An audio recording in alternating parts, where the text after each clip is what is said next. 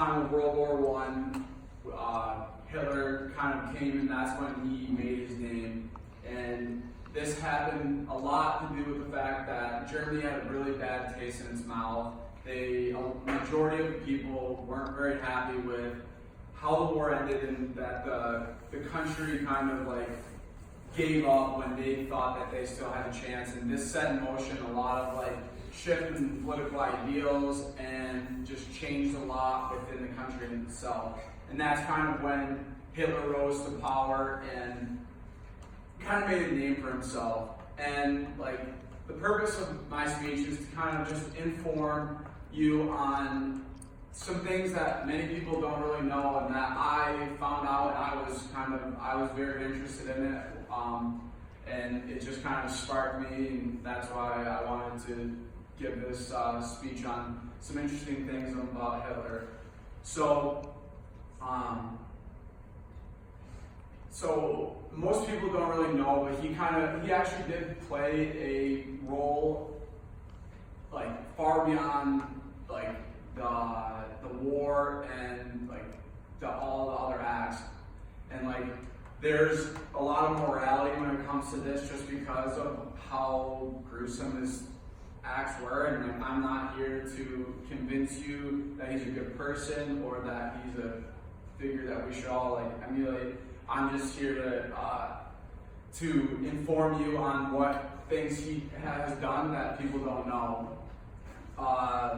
So during his time, when he came into power as the chancellor, which is basically like our president here in the United States, he was able to start businesses that ended up being very helpful in reviving them after the war. He created infrastructure that majority of people know today, that's like a kind of historical landmark. And he also just showed us like how like he actually was very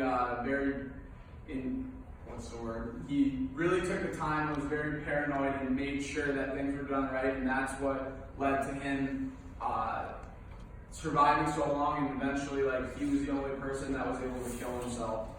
So my sources, I used the only one that had credible backing was that of the documentary that I watched, and it was called Hitler's Bodyguard by Fremantle Media, that used actual unlocked SS documents that was his like police group, and that told us basically the majority of what I'm going to speak about. And then the other articles I used was one by Eric Baxter, and that was how the Autobahn works. And then the other one I used was by History.com, and that's called Volkswagen is Created. These didn't have as much backing, except actually the History.com one did, just because they've done a lot of historical documents throughout time. But the Eric Baxter one I couldn't really find anything about him, so I had to just compare that with the documentary I watched. And so today I'm going to go over the creation of Volkswagen, and then I'm going to talk about the creation of the Autobahn, and then I'm going to start out end with how he kind of escaped that for so long.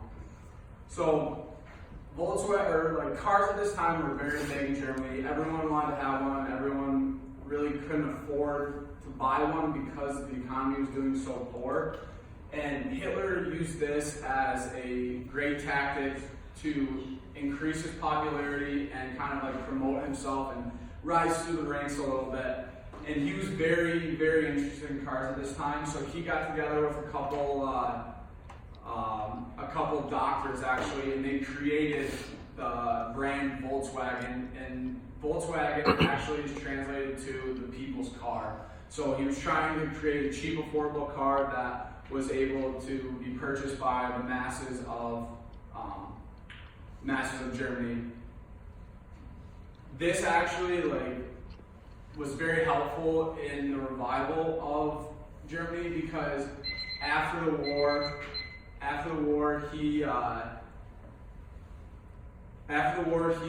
they used this to promote the revival of the country as itself. The next was Autobahn, and this was created by him to move trucks and move military supplies as fast as he possibly could. We all know the Autobahn just because it's the roadway that is you can go as fast as you want on. So it was kind of interesting to see that he was the one that was the mind behind this. And then the last one I'm going to go over is him escaping death. He was tried to be assassinated over 40 times, but his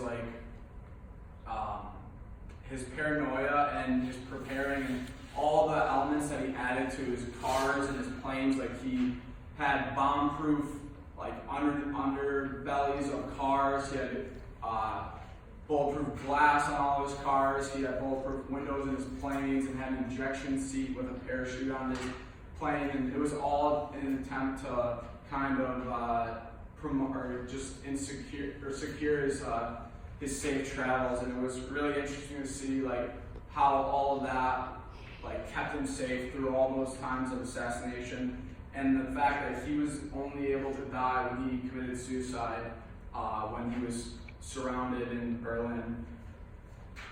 So basically, I'm not trying to show that he's a good person and that he did incredible things, because we all know that's not the fact. I was just here to basically tell you that he did indeed was one of the main creators of Volkswagen that ended up leading to the revival of the country. He led to the creation of the Autobahn, which is a major infrastructure in Germany still to this day. And the fact that he and his planning secured him a lifetime far longer than any of us would have assumed he was able to live. And yeah, that's all I got about